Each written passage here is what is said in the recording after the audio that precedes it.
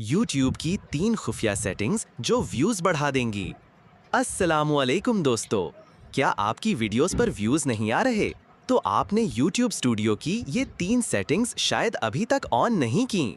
Video को आखिर तक देखें और चैनल को जरूर सब्सक्राइब करें। अल्लाह आपके घर में खैर बरकत अता फरमाए, आमीन। सेटिंग नंबर 1, सर्च इंजन के लिए वीडियो की वजाहत। YouTube स्टूडियो में जाकर हर वीडियो की डिस्क्रिप्शन में कम से कम 2-3 अहम मतलूबा अल्फाज कीवर्ड्स जरूर लिखें। मसलन अगर आप इस्लामिक वीडियो बनाते हैं तो लिखें, ये वीडियो कुरान की खूबसूरती पर है। Islamic short clip, Quran info, Islamic video 2025।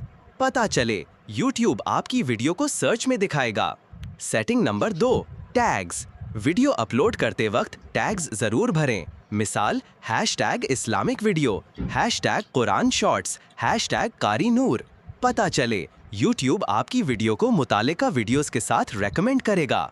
Setting number 3, audience setting, made for kids. हमेशा ये सेटिंग चेक करें।